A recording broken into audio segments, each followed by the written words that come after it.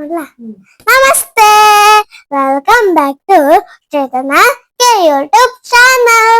ಸಂಕ್ರಾಂತಿ ಹಬ್ಬದ ಶುಭಾಶಯಗಳು. ನಾನು ಸಂಕ್ರಾಂತಿ ಹಬ್ಬಕ್ಕೆ ಒಂದು ಕಥೆನ ಹೇಳ್ತಿದ್ದೀನಿ. ಒಂದೂರಲ್ಲಿ ಒಬ್ಬ ಶ್ರೀಮಂತ ಇದ್ದ. ಆ ಶ್ರೀಮಂತ ನಾಯಿ ಹಾಗೂ ಬೆಕ್ಕನ್ನ ಸಾಕಿದ್ದ. ಆ ಬೆಕ್ಕು ಪಕ್ಕದ ಮನೆ ಬೀದಿ ಸುತ್ತಾಡ್ತಿತ್ತು. ಅದ್ರ ನಾಯಿ ಜಾಗ ಬಿಟ್ಟು ಎಲ್ಲೂ ಹೋಗ್ತಿರ್ಲಿಲ್ಲ. ನಾಯಿಗೆ ಬೆಕ್ಕಂಡ್ರೆ ಆಗ್ತಿರ್ಲಿಲ್ಲ.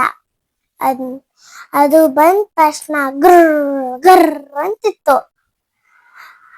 ಆ ಶ್ರೀಮಂತನ ಹೆಂಡತಿ ಆಗ್ಲಿ ಆ ಬೆಕ್ಕಿಗೆ ಏನು ಬೈತಿರ್ಲಿಲ್ಲ.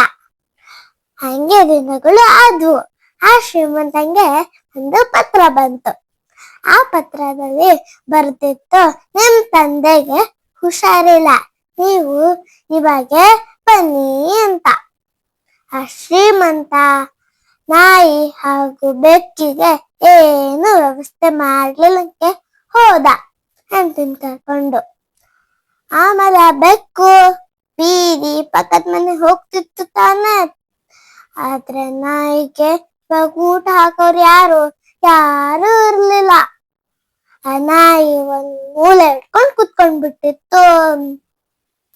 ಆ ಬೆಕ್ಕು ಪಾಪ ನನ್ನ ಗೆಳೆಯ ನಡ್ಕೊಂತ ಒಂದು ಮೂಲೆನ ಹಿಡ್ಕೊಂಡ್ಬಿಟ್ಟಿದ್ದಾನೆ ಅಂತ ರಾತ್ರಿ ಆದ ತಕ್ಷಣ ಆ ಬೆಕ್ಕು ಪಕ್ಕದ ಮನೆಗೆ ಹೋಗಿ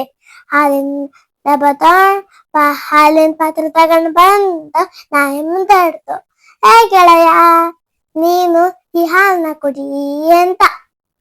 ಹಂಗೆ ಆ ಬೆಕ್ಕು ಏನಾರ ಚಪಾತಿ, ಬಿಸ್ಕೆಟ್, ಬ್ರೆಡ್ ಸಿಕ್ಕರೆ ಆ ನಾಯಿಗೆ ಕೊಡ್ತಿತ್ತು.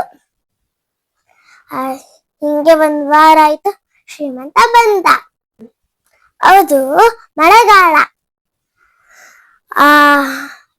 ಒಂದು ರಾತ್ರಿ ಮಳೆ ಜೋರಾಗಿ ಬರ್ತಿತ್ತು. ಆ ಬೆಕ್ಕು ಶ್ರೀಮಂತನ ಹೆಂಡತಿ ಡೋರು ವಿಂಡೋ ಆಮೇಲೆ ಡೋರ್ನು ಕ್ಲೋಸ್ ಮಾಡ್ಬಿಟ್ಲು. ಆಮೇಲೆ ಆ ಬೆಕ್ಕು ನಡ್ಕೊಂತ ಬರ್ತಿತ್ತು. ಎಲ್ಲ ಡೋರು ಎಲ್ಲ ಕ್ಲೋಸ್ ಆಗಿತ್ತು ತಾನೆ. ಆ ನಾಯಿ, ಹೇ ಗೆಳೆಯ, ಬಾ ಇವತ್ತು ನನ್ ಮನೇಲಿ ಉಳ್ಕೋ ಅಂತ. ಆ ಬೆಕ್ಕು ಆ ನಾಯಿ ಜೊತೆಗೆ ಉಳ್ಕೊಂತು. ಇಬ್ರು ಮಾತಾಡ್ಕೊಂತ ಮಕ್ಕೊಂಡ್ರು.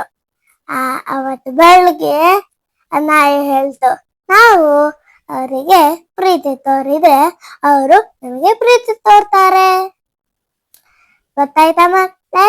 ನೀವು ಬೇರೆಯವ್ರಿಗೆ ಪ್ರೀತಿ ತೋರಿದ್ರೆ ಅವರು ನಮಗೆ ಪ್ರೀತಿ ತೋರ್ತಾರೆ. Thank you.